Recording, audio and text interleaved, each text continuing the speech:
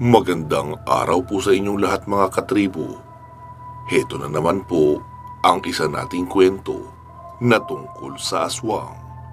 Naway inyong magustuhan. Ipinanganak at lumaki si Asyong sa lalawigan ng Leyte.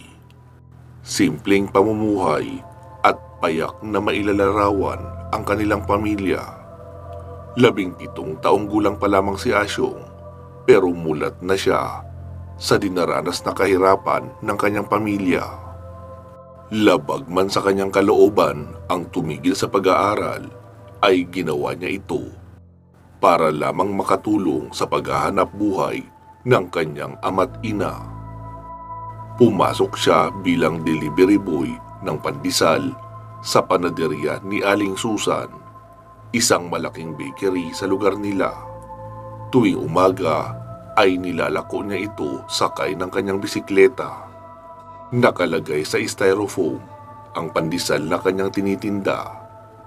Kahit hindi naman gaano kalaki ang sahod ni Asyong, ay patuloy pa rin siya sa paglalako ng pandesal tuwing umaga. Maliban kasi sa sahod, ay inaabutan din siya ng mga panadero ng mga reject na mga tinapay. Hindi naman iyon sira o panis, pero madalas ay nakadeform ang itsura, kaya hindi na idinidisplay. Pangalawa siya sa 4 na magkakapatid. Ang kanilang panganay na si Gina ay wala na sa kanila dahil maaga itong nabuntis. Tanging pangingisda ang hanapbuhay ng kanyang mga magulang. Kahit pa ang totoo, ay medyo may kalayuan ang bahay nila sa dagat. Bali mula sa kanila ay sasakay pa ng jeep nang hindi lalagpas ng 15 minuto bago makarating sa bahaging malapit sa dagat. Kapag marami ang huli ay ginagawa iyong daing ng kanyang ina, lalo at mas maganda ang presyo ng daing kaysa sa sariwang isda. Wala rin silang bangka na pag-aari, kaya ang ginagamit ng kanyang ama ay ang bangka ng kumpare nito na nakatira malapit sa tabing dagat. Hindi rin iyon libre dahil may parte sa magiging huling isda ang kanyang kumpare. Kahit naglalako ng tinapay sa umaga at hapon si Asyong, ay madalas pa rin siyang sumama sa kanyang ama sa pangingisda sa gabi. Tapos pagka-uwi ng madaling araw ay iidlip lang siya ng 1 hanggang 2 oras at gigising na siyang muli para magpunta sa panaderya na kanyang pagkukunan noong ititindang pandesal. Isang hapon noon, tinawag si Asyong ng kanyang amang si Mang Fernando. "Asyong, anak, huwag kang munang sumama ngayon sa laot. Napapansin ko ang sobrang pamumula ng mga mata mo. 1 linggo ka na rin walang sapat na tulog, kaya sigurado akong puyat ang dahilan ng pamumula na yan. Magpahinga ka muna ng ilang gabi para gumaling muna yung mata mo. Si mama mo na lang muna ang isasama ko sa laot. Siguraduhin mong matutulog ka ng maaga ha. Huwag kang magpupuyat. Gigising ka rin ng maaga para maglako ng tinapay." "Opo pa, tama po kayo. Mukhang kulang nga talaga ako sa tulog." Pagsang-ayon pa ni Asyong. Agad inihanda ni Asyong ang baong kanin at ulam ng kanyang mga magulang na aalis para pumalaot. Pagkaabot niya sa mga ito ay agad na rin silang umalis. Sunod niya namang inihanda ay ang hapunan ng kanyang 2 nakababatang kapatid. Alam niyang malapit na itong dumating galing sa paaralan dahil hapon na rin naman. Habang naghahanda siya ng hapagkainan ay pumasok sa bahay nila ang kanyang bayaw na si Marjun. "Asyong, makikisuyo sana ako. Magjo-duty kasi ako ngayon. Pakitignan-tignan si ate mo ha. Siguradong mag-uumaga na ako makakauwi." "Opo kuya, sige, ako nang bahala." Sagot naman ni Asyong sa kanyang bayaw. Ang bayaw niyang si Marjun ay nagtatrabaho bilang construction laborer, nakasama sa mga gumagawa ng kalsada, diki at mga tulay. Dahil sa maraming proyektong ginagawa sa kanilang lugar, kaya madalas din itong naka-duty ng gabi. Ang bahay ng kanyang ate at bayaw ay nasa mga 20 hakbang lang ang layo mula sa kanila. Literal na karatig bahay lang talaga. Kaya kapag nagkakaingay sa loob, ay dinig rin nila ang mga nangyayari. Nagtatakang napatingin si Asyong sa labas dahil bakit wala pa rin ang kanyang dalawang kapatid, mag-aalas 6 na. Kaya naisipan niyang tumambay na lang muna sa labas ng bahay habang hinihintay ang mga ito. Ilang saglit pa ay natanaw na niya ang dalawang kapatid na sina Jason at Warren sa kalayuan habang nag-uunahan sa pagtakbo papauwi sa kanilang bahay. "Kuya, nasaan si Mama? May dala akong kwek-kwek at kikiam." Sabi naman ni Asyong, "Dinukutan mo na naman ng barya si Papa, no?"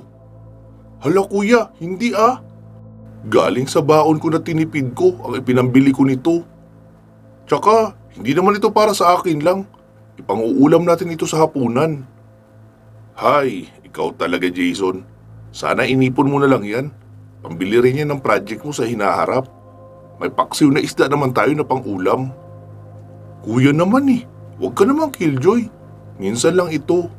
Tsaka ito nakahingi ako ng sausawan na matamis. Tsaka suka rin. Masarap ito isabaw sa kanin." "Ay, ewan ko sa'yo. Sige na, magbihis na kayo sa loob para makakain na tayo. Ang mga hinubad ha, huwag niyong itambak sa gilid.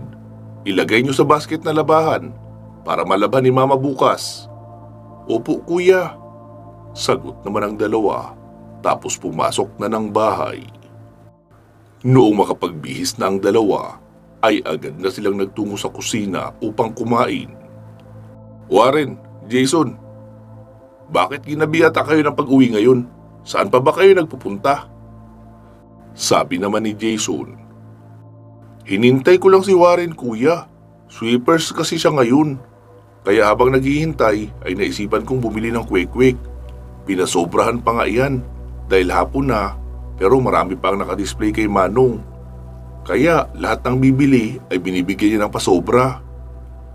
"Ah, okay. Tama yan. Huwag uuwi ang isa sa inyo nang mag-isa lang. Paghintayan kayo palagi ha, para ligtas kayo pareho na makakauwi." Pangaral pa ni Asyong sa dalawang kapatid. Habang kumakain, ay may topic na pinagtatalunan ang dalawa. "Tumigil nga muna kayo sa kakasalita. Kumakain panay pagtatalo kayo. Mamaya na kayo magdebate kapag tapos na kumain, para hindi magalit sa inyo ang grasya. Mamayang gabi kayo magdebate ha, hanggang bukas. Tignan natin kung hindi mapagod yung mga bunganga yung sa kakasalita." Inis na wika niya pa sa dalawa. "Kuya, bakit nga pala ikaw ang narito? Ayaw mo nang sumama sa laot ng mangisda?" Tanong pa ni Jason sa kanya. Hindi naman sa ganun. Medyo namamaga na kasi ang mata ko sa puyat at namumulan na rin. Kaya sinabi ni Papa na wag muna ako sumama at matulog na lang muna ng maaga."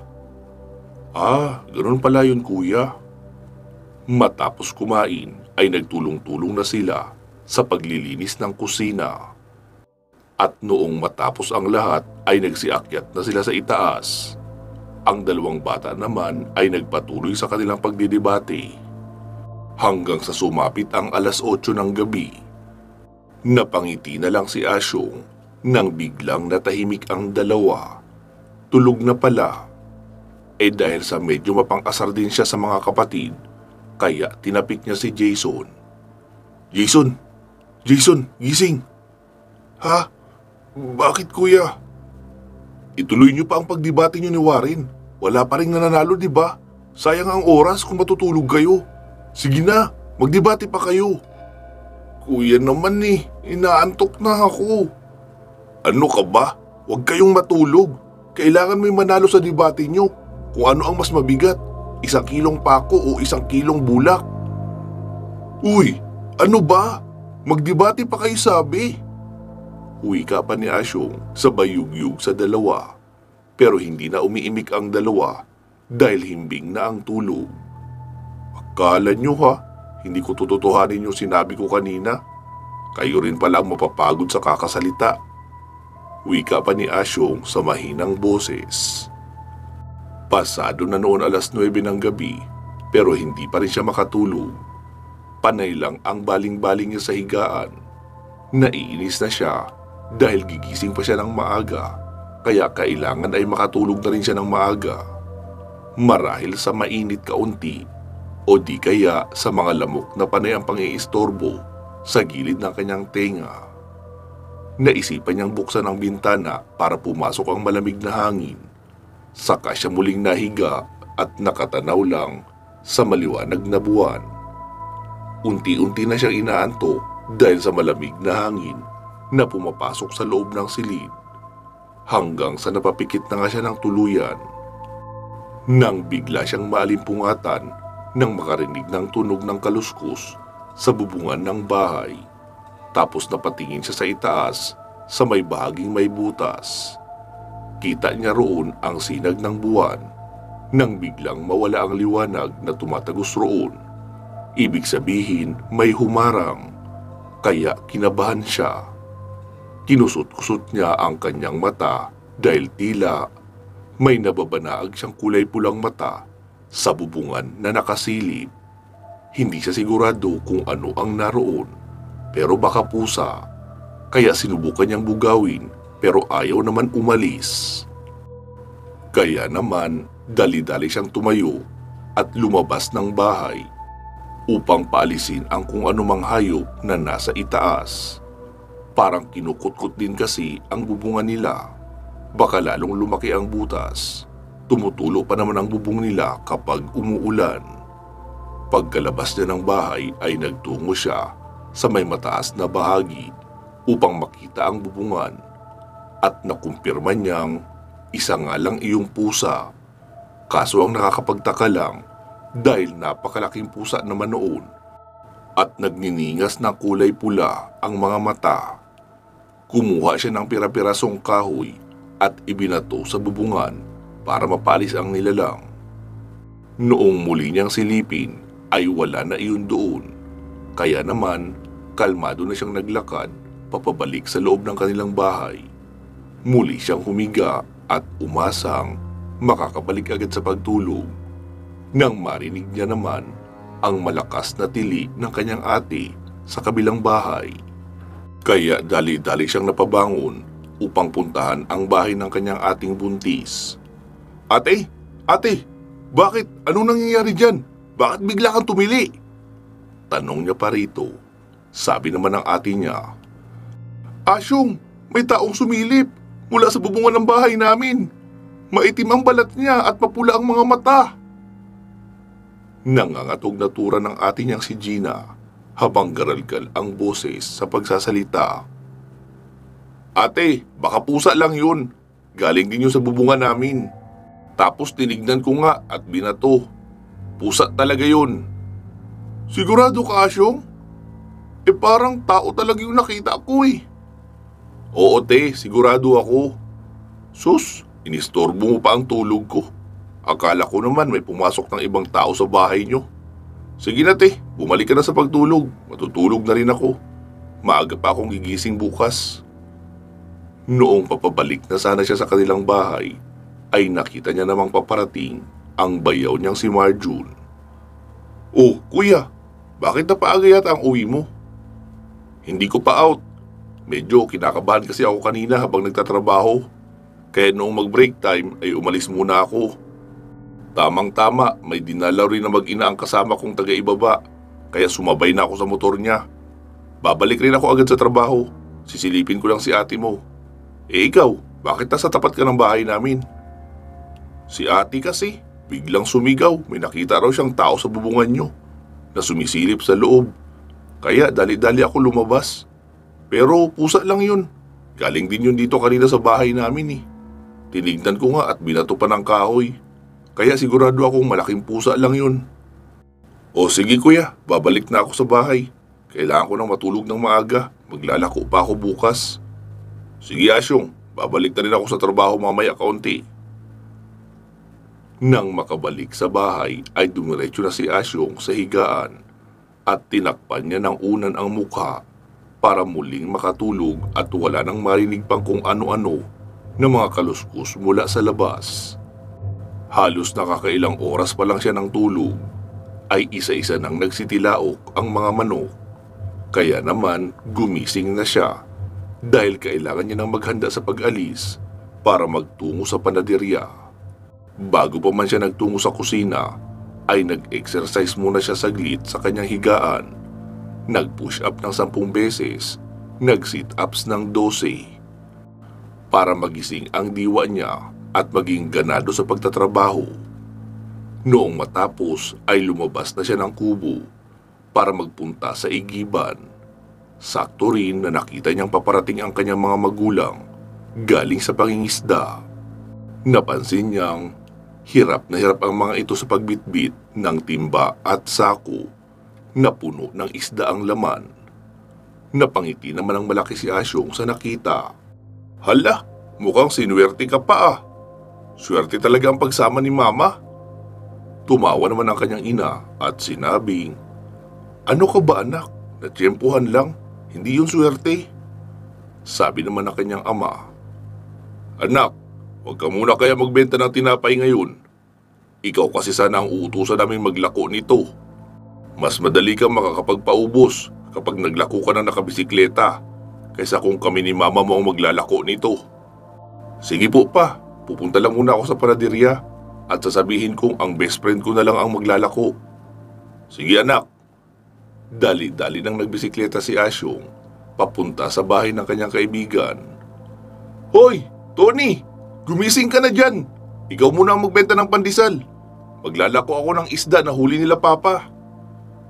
Agad namang dumungaw sa bintana ang kanyang kaibigan. Sige Asyong, basta hatid mo ako roon sa panaderya ha. Magmumumog lang ako saglit at maghihilamos. Oh sige, bilisan mo. Wika pa ni Asyong.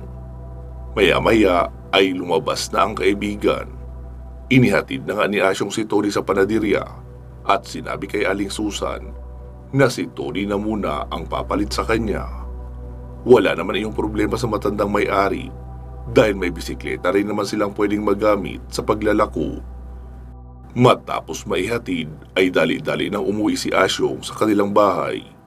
Naabutan niyang nagbabalot na ng tagi-1 kilong isda ang kanyang ina.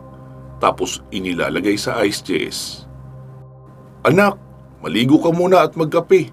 Kami na ang bahala rito. Para pagkatapos naming magbalot nito ay makakalis ka na agad. Sige po ma. Pagkatapos nga makaligo at makapagkape ni Asyong, ay nakahanda na ang ilalako niyang isda. Pinagtulungan na nila iyon ng kanyang ama na ilagay sa likuran ng bisikleta upang mailako niya na. Noong nagliwanag na kaunti ang paligid, ay nagsimula ng magpedal ng bisikleta si Asyong patungo sa bayan para ilako ang mga nahuling isda ng kanyang mga magulang. Binabahay-bahay niya pa ang mga ito nang sa gayon ay madaling maubos ang paninda.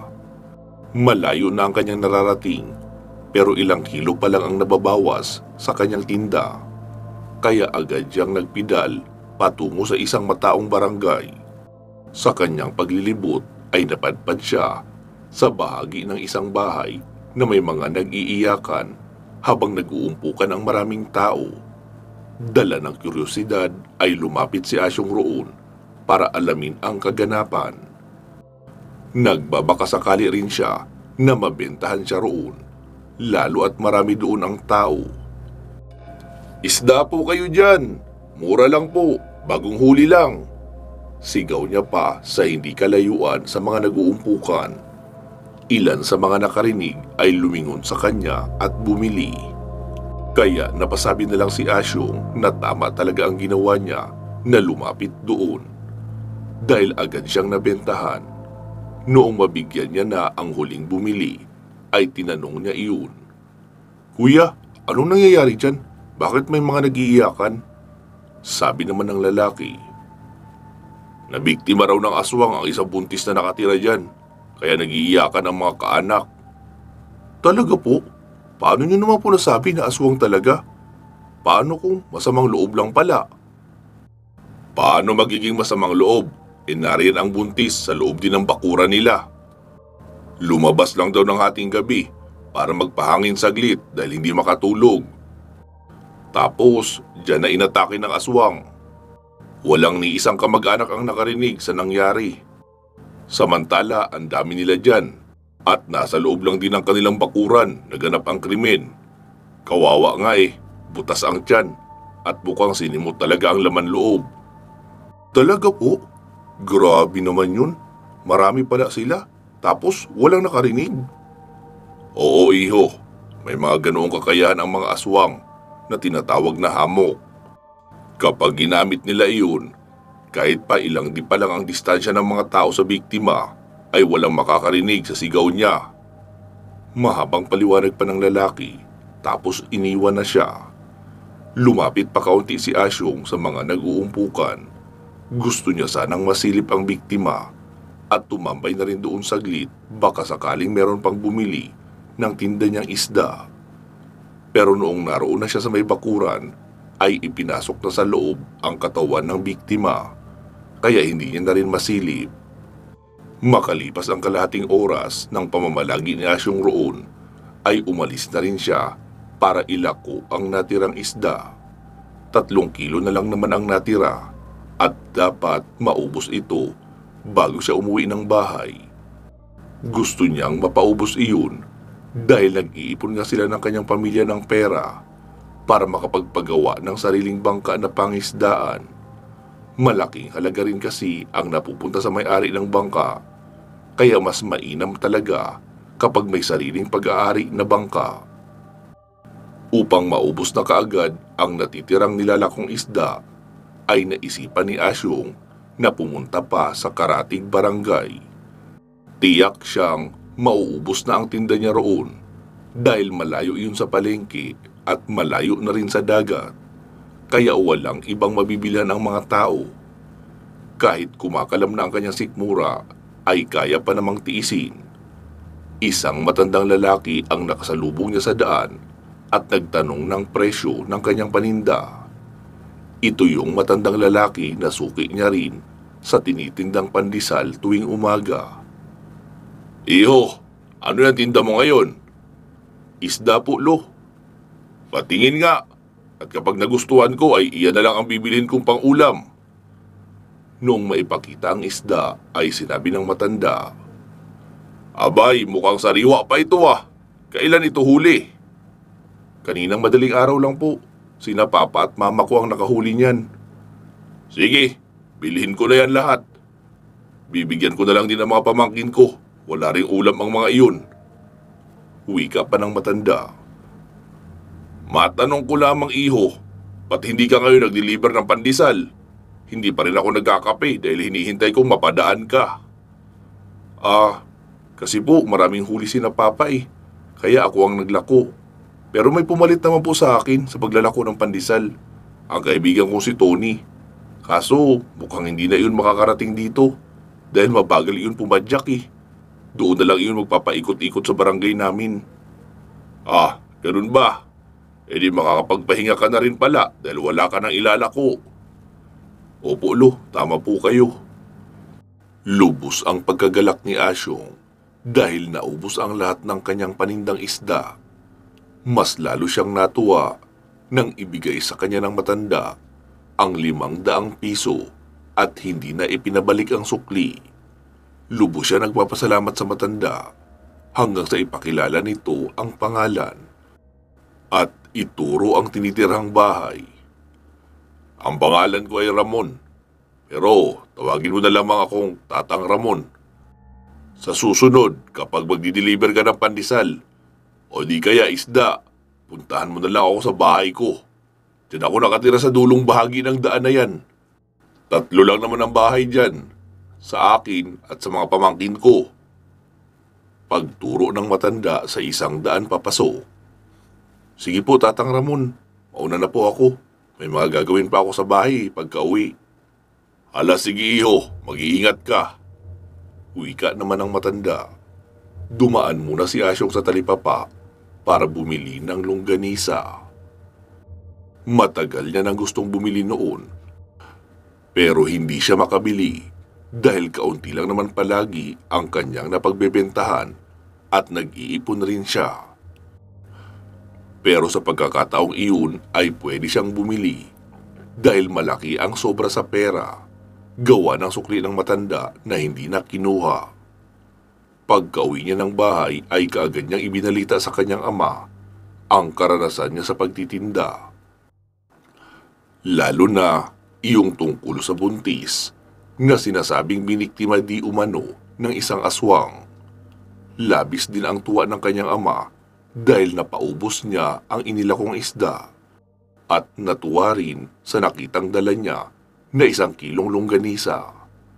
Hindi pa siya tinatanong ay nagpaliwanag na agad si Asyong na huwag mag-alala dahil hindi niya binawasan na pagbentahan ang ipinambili noon. Galing lang iyon sa sukli na hindi kinuha ng isang galanting matanda. Nagulat naman ang kanyang ama at napatanong kung sinong matanda ang nagbigay ng sukli. Di ba po, naikwento ko na sa inyo na may suki akong matanda na madalas bumili ng maraming pandesal na taga-kabilang barangay. Kada makalawa lang kasi ako nagagawi roon sa kanila dahil malayo nga yun. Kaya dinadamihan niya na palagi ang binibiling pandesal para meron pa raw siya sa kinabukasan. Siya rin po ang umubos ng huling 3 kilong isda na natira sa paglalako ko. 500 ang binayad niya, tapos hindi na kinuha ang sukli. Ah, ganun ba anak? May mga tao pa palang natitira sa mundo na mapagbigay sa kapwa. Karamihan kasi ngayon ay mga mapang-abuso na ang naglipana. Upo pa, mabait nga ang matandang iyon. Madalas nga ang mga binibili niya ay ibinabahagi niya rin sa kanyang mga pamangkin, kaya palagi siyang maraming binibili. Lumapit naman si Gina sa kanilang ama na kasalukuyang abala sa pagtatahi ng kanyang lambat. Pa, mukhang inaaswang ako. Kagabi kasi may nakita akong taong sumilip sa akin mula sa bubungan. Sabi naman itong si Asyong na pusa lang daw yun. Pero duda ako pa eh. Bihira namang may magawing pusa dito o halos wala nga. Sabi naman ni Mang Fernando, sabihin mo sa asawa mo na lagyan ng lambat ang bubungan nyo at daganan ng kahoy na pabigat para hindi madaling mahawi kapag may napadaang aswang sa itaas o kahit pusa. Tsaka kapag nakalubog na ang araw ay huwag ka na lalabas. Delikado na ang panahon ngayon, lalo na sa mga buntis. Heto nga ikinikwento ni Asyong na may nadaanan siyang nag-iiyakan dahil naging biktima ng aswang ang kaanak nilang buntis sa loob pa mismo ng bakuran nila. Kaya mag-iingat ka kahit nasa bahay ka lang. Upo pa, sagot naman ni Gina. Kinahapunan, mas maagang umalis ng bahay nila ang mga magulang ni Asyong upang mangisda. Sila lang uli ng mga kapatid niya ang naiwan. Tuwang-tuwa naman ang mga kapatid niya dahil kahit hapunan ay longganisa pa rin ang ulam nila. Isinasabaw pa nga ng mga bata ang mantika sa kanilang kanin sa sobrang pagkasabik sa ulam na iyon. Nag-aagaw ang liwanag at dilim nang makita ni Asyong na may taong naglalakad sa unahan, papunta sa direksyon ng kanilang bahay. Inabangan niya iyon sa labas upang alamin kung sino. Hanggang sa mamukhaan niya na si Tatang Ramon iyon. Uy, Tatang Ramon, kayo pala. Bakit kayo narito? May napulot kasi akong panyo doon sa pinagtayuan natin kanina noong bumili ako sa iyo ng isda. Baka kako sa iyo ito. Mapagalitan ka pa ng iyong ina kapag nawala mo ito. Hindi po sa akin yan, Tatang Ramon. Teka lang po, Tatang Ramon. Paano niyo po nalaman ang bahay ko? Malayo na ito sa inyo, di ba? Ano ka ba, iho? Dito na ako tumanda sa bayan na ito at gala akong tao. Kaya hindi na mahirap sa akin na hanapin ang taong gusto kong makita kahit pa taga-ibang barangay. Siya nga pala, iho. Kapag may huli-uli sina papa mo na magagandang klase ng isda, dilibiran mo ako ng 4 na kilo. May bisita kasi ang mga pamangkin ko. Sabi ko ako na ang u-order ng isda para sa pang-ulam nila. Ate mo ba yung buntis na nakatira dyan? Tanong pa ng matanda sabay nguso sa bahay nila Gina. Opo, paano niyo po nalaman na buntis si ate? Nakita ko siyang dumaan kanina. Parang hirap paglakad at dahan-dahan ang kilos. Opo, panganay namin. Sige iho, mauna na ako. Yung order ko ha, huwag mong kalimutan. Opo tang, sagot naman ni Asyong at tinalikuran na siya ng matanda saka umalis. Noong wala na ang matanda, ay saka naman lumabas ng bahay nila si Marjun. Sabi pa noon, Asyong, sino ang matandang yun? Si Tatang Ramon. Suki ko sa pandesal, tsaka sa isda na rin. Siya ang umubos ng natirang paninda kong isda kanina. Nag-order pa nga na magpa-deliver para bukas. Wala akong tiwala sa kanya, Asyong. May pasok nga pala ako uli ngayong gabi ha. Bantayan mo mabuti si ate mo. Naglagay na ako ng mga tinik ng kalamansi sa bintana namin. Kaso, hindi ko pa nalagyan ng lambat na bubungan. Wala pa akong mahagilap na lambat eh. Ikaw muna ang bahala rito ha. Opo kuya, sagot pa ni Asyong at muli nang pumasok upang ipagpatuloy ang paghahapunan. Matapos makakain ay nagsalita si Jason. Kuya, marami tayong gas dyan. Meron naman, pero hindi marami. Bakit? May assignment kasi ako kuya na gagawin eh. Kaya kailangan kong gamitin yung maliwanag nating lampara. Diba, malakas yun kumain ng gas? Oo, tama ka. Pero ayos lang, para naman sa school ang gagawin mo. Basta kapag natapos ka na, ay patayin mo na lang din agad. Opo kuya. Ikaw din Warren, sumabay ka na kay Jason na gumawa ng mga assignment para isahang gamit ng lampara na lang. Opo, sagot din naman ng bunso. Matapos nga makapaghugas ni Asyong, ay doon lang siya tumambay sa sala habang binabantayan ang mga kapatid na nag-aaral. Natuon ang kanyang tingin sa itaas ng kanilang bahay. Doon siya muling nakaramdam ng lungkot at inisip kung kailan kaya sila makakaahon sa hirap ng buhay at magkaroon ng matinong bahay. Ang kanilang bahay ay gawa lamang sa pinagtagpi-tagping kawayan at ang bubong nito ay gawa sa pawid. Sira na rin dahil matagal na ito magmula noong huling palitan ng pawid.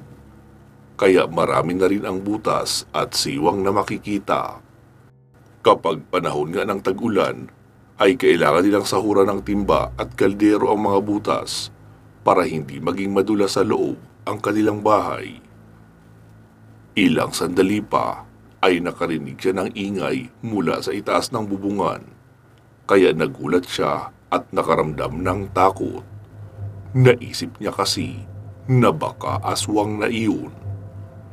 Natahimik din ang mga kapatid niya na nakatingin sa kanya na mukhang kinakabahan na rin. Kuya, ano yun? Tanong pa ni Warren. Sabi niya naman, baka pusa lang, kagaya nung isang gabi. Kuya, baka naman aswang na yan. Wika naman ni Jason. Tumahimik ka nga dyan, Jason. Tinatakot mo lang ang sarili mo eh. Wika niya pa na magmamatapang. Dahil ayaw niyang matakot ang dalawa. Saglit pa silang nakiramdam, pero hindi na nasundan pa ang tunog na iyon. Dito lang kayo lalabas lang ako. Baka pusa lang yan. Sisirain na naman ang bubungan natin. Wika niya pa at nagpunta muna sa kusina para kunin ang itak bago lumabas. Muli niyang pinasadahan ng tingin ang buong bubungan, pero wala naman siyang nakita na kahit ano. Sabi naman ni Jason, Kuya, nakita mo yung aswang? Ano ka ba? Puro aswang yan lumalabas sa bibig mo eh. Para kang hindi lalaki. Wala ngang aswang dito. Baka pusa lang yon at umalis na. Tumahimik na lang ang dalawang bata para hindi na rin magalit pa sa kanila ang nakakatandang kapatid. Pagkabalik ni Asyong sa sala ay sinabi niya, Ano Jason, tapos ka na sa mga assignment mo? Opo kuya. Di patayin mo na yung lampara at magsiakyat na tayo para makatulog na. Opo, wika pa ng dalawa at nauna nang umakyat sa silid.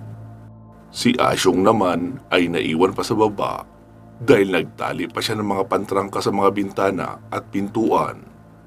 Bago pa siya makaakyat ay narinig niyang sumigaw ng malakas si Warren. "Kuya, may aswang!" Kaya dali-daling tumakbo papaakyat si Asyong upang daluhan ang mga kapatid kung anong nangyayari sa mga iyon. Naabutan niyang nakaupo si Warren sa gilid ng silid at nakatakip ang mga palad sa mata. "Nasaan ang aswang na sinasabi mo?" "Sa labas, kuya." Wika pa noon, nalatang takot na takot. Inilibot ni Asyong ang tingin sa paligid ng bakuran, pero wala naman siyang nakikitang kahit ano. "Anong aswang na naman yung pinagsasabi mo? Wala naman eh." "Kuya, meron. Para siyang unggoy kung maglakad. Tapos mabalahibo ang katawan. Lumingon pa nga sa akin eh, kaya nakita ko yung mapupula niyang mata." "Ano ka ba naman? Baka namamalikmata ka lang." "Totoo ang sinasabi ko, kuya. Hindi ako nagsisinungaling o nagbibiro." Pagdidiin pa ng kapatid. "Sige, dito lang kayo. Isasarado ko na itong bintana ha. Huwag niyo na itong bubuksan. Iikot lang ako sa bahay natin para makasiguro." Wika niya pa at muling lumabas ng bahay dala ang itak. Nilibot niya ang bahay at tinanaw na rin ang unahan ng bakuran, pero wala talaga siyang makitang kakaiba. Pinuntahan niya na rin ang kubo ng kanyang ate para kumustahin ito. Sinubukan niya itong tawagin sa pangalan pero hindi na sumasagot. Kaya naisipan niyang bumalik na lang sa loob ng kanilang bahay dahil ligtas naman ang paligid. Sa kalagitnaan ng paglalakad niya pababalik sa bahay, ay may narinig siyang ibon na lumilipad sa malaking puno malapit sa kanilang bahay. Kahit hindi naman ito ganun kalaki, pero sa bawat pagaspas nito ay naglilika ng malakas na hangin, sanhi ng paggalaw ng mga sanga sa punong kahoy. Tahimik siyang nakatayo sa gilid ng kanilang bahay at pinagmamasdan ang itaas ng puno at umaasang may mapapansing kakaiba. Nang biglang may nagsalita. "Anak, anong ginagawa mo riyan? Bakit nasa labas ka pa? Gabi na oh." Halos mapatalo naman sa gulat si Asyong dahil hindi niya inakalang darating ng ganong oras ang kanyang mga magulang. "Naku pa, akala ko naman kung sino na." "Bakit ka nga nasa labas? Ano ba sinisilip mo dyan?" Wala pa. Gumagalaw kasi ang dahon kanina. Tsaka may kumakalusko sa itaas ng bubungan natin.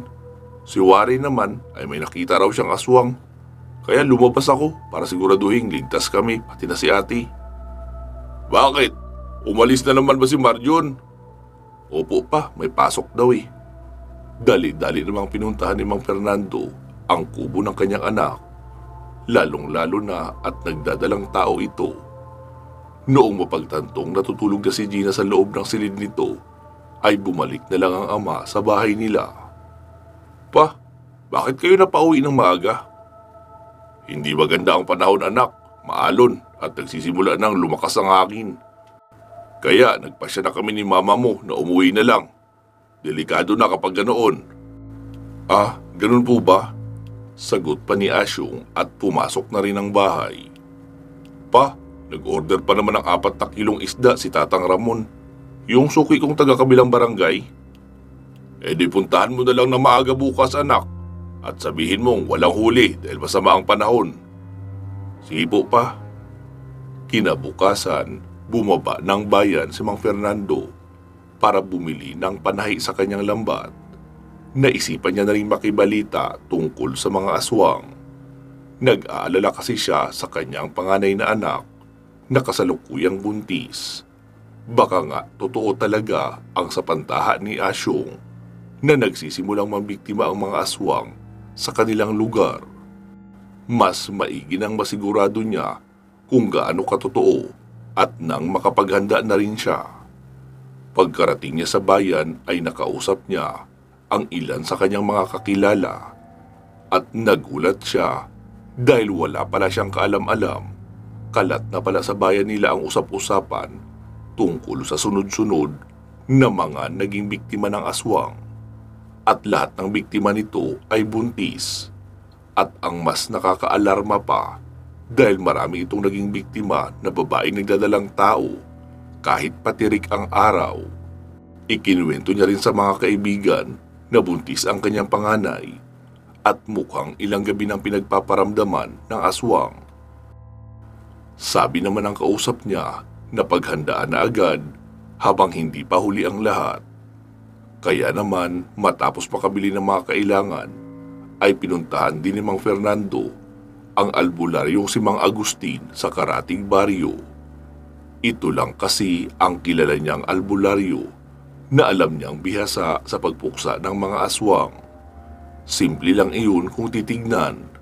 Mabait at napakakalmado lang kung kausap. Hindi mapag-iisipang tirador pala ng mga aswang.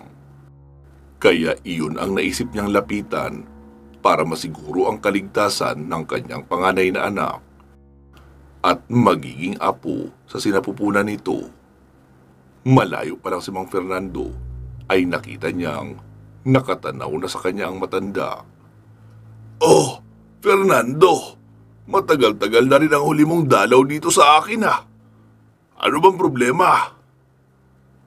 "Tata Agustin, nabalitaan mo na ba ang pananalasa ng mga aswang sa barangay namin?" "Ah, oo. Kahapon lang kasi ako dumating. Pero nabalitaan ko kaagad. Marami na raw ang mga buntis na nadadali ah." "Oo nga po. Kaya narito ako dahil buntis din ang panganay kong anak. Baka kako mabiktima siya, kaya hihingi na ako ng tulong sa iyo." "Base sa nabalitaan ko, isang aswang mula sa lahing Gabunan ang nananalasa sa barangay nyo.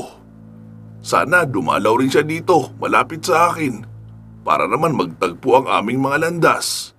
Kapag narito kasi ako, ay rumuronda talaga ako gabi-gabi para makiramdam." "Ano pong dapat kong gawin, Tata Agustin?" "Ang isang gabunan ay malakas na uri ng aswang. Pero kahit anong nilalang naman ay may kahinaan din. Ang kailangan lang ay alam mo ang kahinaan nila para maiwasan mo sila o malabanan. Heto, may ibibigay ako sa iyo na magagamit mo bilang panlaban sa mga aswang na umaaligid sa anak mo. May ipapahiram din ako sa iyo na antipara. Maaari mong makita ang anyo ng isang nilalang kapag kaharap mo na. Kahit pa ang mga tao may dugong aswang ay makikita mo rin dyan. Ito pa oh, ang langis na ito ay ihalo mo sa dinikdik na bawang na hinaluan ng maraming abo. Kapag nasabuyan mo na ng sapat na dami ng abo ang katawan mismo ng aswang, ay magagawa mo itong matupok at magiging abo na rin. Kaya dapat malapitan, hindi iyong pahagis-hagis lang mula sa malayo. Ano, sa tingin mo ba kaya mo itong gawin?" "Kakayanin po," sagot naman ni Mang Fernando. Matapos tanggapin ni Mang Fernando ang ibinigay ng albularyo na pangontra aswang, ay umuwi na siya sa kanilang bahay. Habang suot ang antiparang bigay ng matanda, lahat ng makakasabay niya sa daan o sa jeep ay tinitignan niyang mabuti upang alamin kung isa ba itong aswang. Pero lahat ng kanyang mga nakasalubong ay normal naman. Pagkarating sa bahay ay agad niya nakita si Asyong. "Nakauwi ka na pala pa. Anong meron? Bakit bigla kang nagsalamin? Pandagdag pogi points ba yan?" Sabi niya naman. "Sira, hindi ito pampapogi. Bigay ito ng albularyo na taga-kabilang barangay. Sa pamamagitan nito ay makikita kung sino ang aswang at hindi sa mga taong nakakasalubong." "Talaga? Sige nga pa, ako. Titigan mo mabuti kung aswang ba ako." Binatukan naman siya ng ama sabay sabing, "Bakit ka naman magiging aswang bigla?" Malay natin pa kung nagpapanggap lang pala ako na si Asyong pero aswang pala ako." "Ay, sira ka talaga. Ang ibig kong sabihin, iyong mga tao ang itsura pero aswang ay makikita dito. Hindi yung mga aswang na gagamit ng itsura ng ibang tao." "Ganun din yun pa." "Ay, ubarin ko na nga lang ito kung ano-ano pinagsasabi mo eh. Tara na pa, kakain na tayo. Galing ako kanina kina Tatang Ramon. Sinabi ko na wala kayong huli. kaya wala akong maibibenta sa kanya. Sabi niya naman na ayos lang daw dahil nakabili naman siya ng karne. Binigyan nga rin ako ng saktong pangulam natin, no. Dumiretso na sa hapagkainan sina Asyong at Mang Fernando. Naabutan naman nila ang iba na naghahanda ng hapagkainan. Tahimik silang kumakain sa hapag habang ang mga bata ay ganadong-ganado dahil sa ulam nilang sinigang na karning baboy. Nagsalita si Mang Fernando. "Anak, saan mo ba yan nakilala si Tatang Ramon na sinasabi mo? Bakit sobrang bait niya naman yata sa atin?" "Di ba pa, nabanggit ko sa iyo dati, nasuki ko siya sa pandesal. Tapos nung nagbenta rin ako ng isda, ay siya rin ang bumili ng lahat ng natira para makauwi na ako agad. Bakit pa? Ano pong problema?" "Ganito kasi yan, anak. Galing ako sa bayan. Talamak nga raw ngayon ang pananalasa ng mga aswang. Nagpunta rin ako sa kakilala kong albularyo. Ang payo sa akin, hanggat maaari, ay umiwas sa mga taong hindi naman talaga natin kakilala ng lubusan. Kasi hindi naman natin alam kung sino ang aswang at hindi. Para na rin sa kaligtasan natin, lalo na kay Ate Gina mo. Huwag mo na siyang papapuntahin dito, anak, ha. Sabihin mo na lang na ikaw na lang ang pupunta sa kanya kapag may i-deliver ka. Baka kasi pumunta pa yun dito at idahilan na kukunin ang order niyang isda. Hindi naman siguro masama na mag-ingat tayo para na rin sa ating kaligtasan. Kaya't hanggang wala pang nabibiktima sa ating pamilya, ay mas mainam na maging maingat na tayo at maging mapagmatsyag." Tahimik naman ang magkakapatid na kumakain habang nakikinig sa sinasabi ng kanilang ama. Noong sumunod na gabi ay hindi na muna pumalaot ang mag-asawa para bantayan ang kanilang mga anak. Napapansin rin nila na halos gabi-gabi na lang may dumadapo sa kanilang bubungan at kapag nilalabas ay maririnig naman ang tunog ng malakas na pagpagaspas. "Anak, dito ka muna matulog sa bahay namin nang may makasama ka naman. Delikado ngayon ang panahon, baka inaaswang ka na dyan at hindi pa namin alam." Wika pa ni Mang Fernando sa kanyang panganay na si Gina. "Opo pa." "Si Marjun ba? Tuloy-tuloy pa rin sa kanyang panggabing duty?" "Opo, mas malaki raw kasi ang sahod kapag panggabi. Nagmamadali rin kasi iyon na makaipon. Gusto niya raw bilhan ng matinong crib ang magiging anak namin." "Maganda yan, anak, dahil porsigido siya at seryoso sa pagiging ama. Kaya habang panggabi pa siya, ay dito ka na muna matulog sa amin." "Sige po." Pagsang-ayon naman ni Gina. Hating gabi noon nang magising si Gina. Masakit ang tiyan niya at mukhang kailangan niyang magbawas. Naisip niya na hindi niya nga pala nadala ang kanyang arinola. Nasa labas pa naman ang kanilang palikuran. Kahit tinatamad ng bumangon ay wala na siyang magagawa. Nahihiya naman siyang gisingin pa ang mga magulang dahil alam niyang palaging puyat ang mga ito at minsan lang kung makatulog ng maayos dahil sa gabi-gabing pangingisda. Si Asyong naman ay ganun din, palaging pagod at puyat sa paghahanap buhay at paghahanap ng sideline. Kaya naisip niya na mag-isa na lang siyang lalabas. Wala naman sigurong mangyayaring masama dahil tahimik naman ang paligid.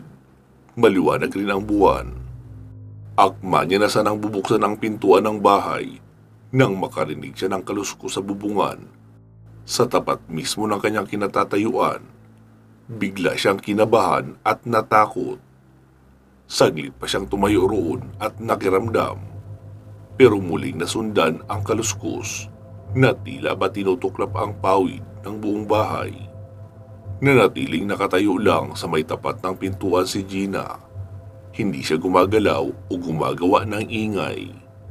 Ilang sandali pa ay naging tahimik na rin naman sa itaas, kaya naisip niya na baka pusa lang iyon. Kagaya ng sinabi ni Asyong na nakita nito na sumilip sa itaas ng bahay. Noong buksan niya ang pinto ng bahay, ay saglit niya munang pinasadahan ng tingin ang paligid. pero tahimik lang at walang kakaiba. Maliwanag naman ang buwan, kaya tila nawala na ang takot niya. Nagpatuloy na siya sa pagpunta sa palikuran. Habang naroon siya, ay may nararamdaman siyang naglalakad paikot-ikot sa banyo. Nagsimula na siyang matakot muli. Pinagpapawisan na siya ng malamig at tuloy-tuloy ang mabilis na kabog ng dibdib.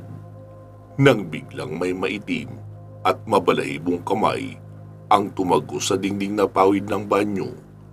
Hindi niya na napigilan ang kanyang takot at napatili ng malakas. Dali-dali niyang iniangat ang shorts kahit hindi pa siya nakakapaghugas, tapos sumiksik sa kabilang bahagi ng banyo. Agad namang nagising ang natutulog na si Mang Fernando at Asyong. Tila nag-uunahan pa sila sa paglabas ng bahay dahil sigurado silang si Gina ang narinig nilang tumili sa bahagi ng palikuran. Dala ni Asyong ang itak mula sa kanilang kusina. Si Mang Fernando naman ay ang sarili niyang itak na hinasa niya ng mabuti bago matulog. Kasama na rin ang pinaghalong abo, bawang at langis ng albularyo. Muling pumalahaw ng tili si Gina noong muling pumasok ang kamay ng nilalang sa banyo at nagawa siyang mahawakan sa braso. Nagpumilit siyang kumawala dahil sa masyado iyong malakas. Kaya naman nahihirapan siyang makaalis sa mahigpit na hawak noon. Iyon ang naabutang eksena ni Mang Fernando. Agad noong tinaga ang aswang pero nagawa noong salagin ang itak at tila hindi malang nasugatan. Sumugod rin sa kabilang bahagi si Asyong pero isang malakas na sampal pabaliktad ang iginawad sa kanya noong aswang na nagpatalsik sa kanya sa unahan. Tila na-dislocate ang panga ni Asyong sa lakas ng sampal na iyon at nakakita siya ng mga bituin sa kanyang nahihilong paningin. Pero pinilit niyang bumangon dahil alam niyang mahihirapan ang kanyang ama lumaban ng mag-isa. Nakailang taga na si Mang Fernando sa nilalang pero tila tinatawanan lang siya noon dahil nakangisi lang iyon sa kanya habang panay ang kalmot. Isang malakas na atake ng pagkalmot ang iginawad noon kay Mang Fernando. Nahumiwa ang mga kuko sa kanyang katawan. Natumba sa lupa si Mang Fernando habang namimilipit sa hapdi at sakit ng malaking sugat sa dibdib. Noong makita ni Asyong ang kanyang ama na nasa lupa at nasa harapan nito ang aswang, ay agad siyang sumugod.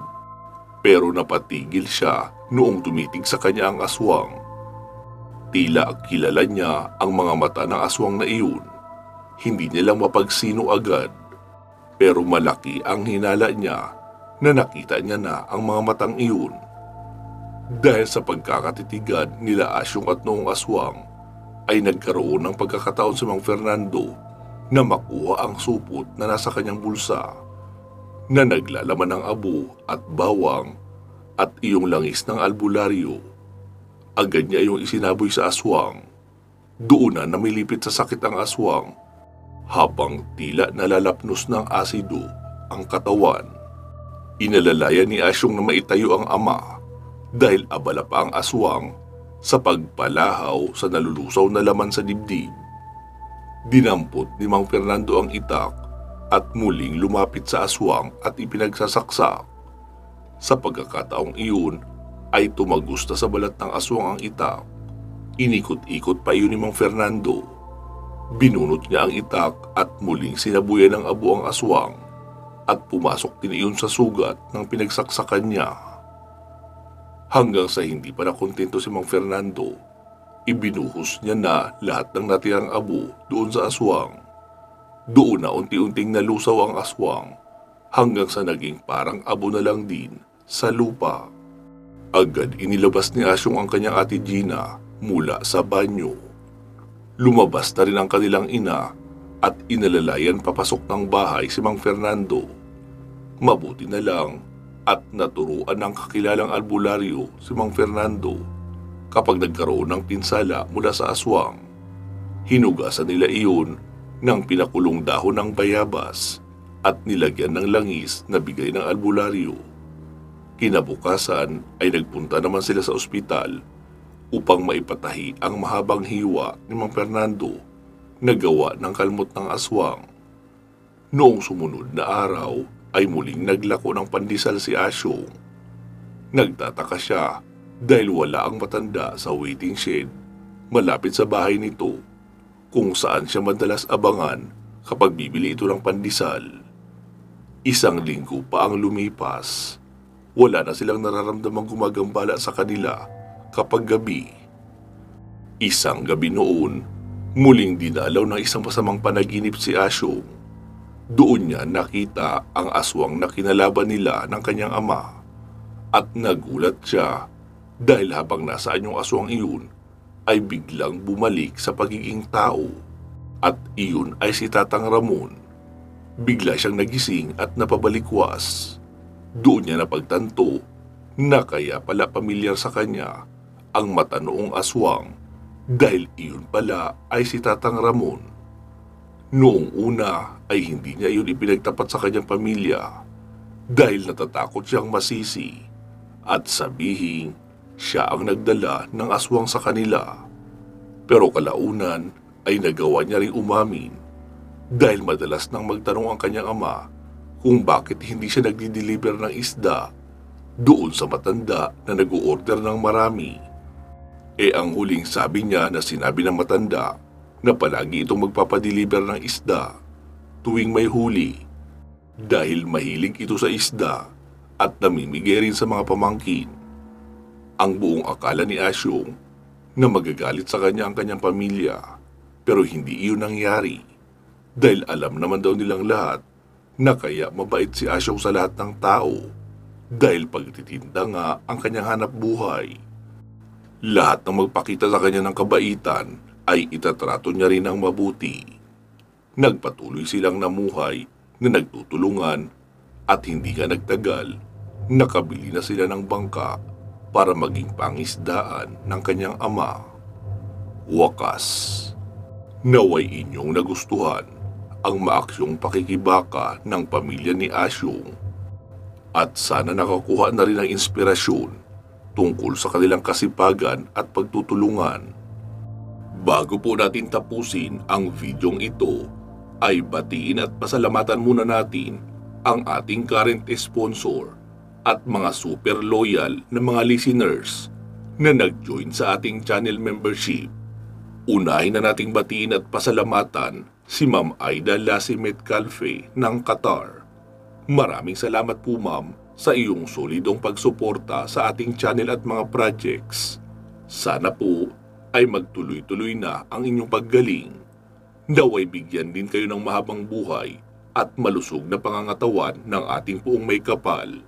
Salamat din kina Sir Nilo Merdigia Luza, Ma'am Connie Flores, Ma'am Maria Victoria, Ma'am Georgina Bati, Ma'am Rose Halandumon, Sir Lito Bueno, Ma'am Lu Kira, Ma'am Sargent Katsdorms, Ma'am Christine Olson, Sir Jesmar Ocampo, Sir Eduardo Nicar, Ma'am Celsa Escartin, at kay Sir Dean Ciudadano.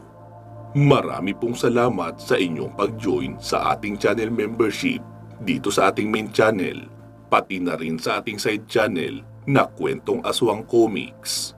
Sa mga gusto pong maging bahagi ng ating channel membership, huwag na po mahiyang pumindot ng join button katabi ng ating channel name. Last but not the least, ay pinapasalamatan ko siyempre kayong lahat na palaging umaantabay at nakikinig sa ating dalawang channels.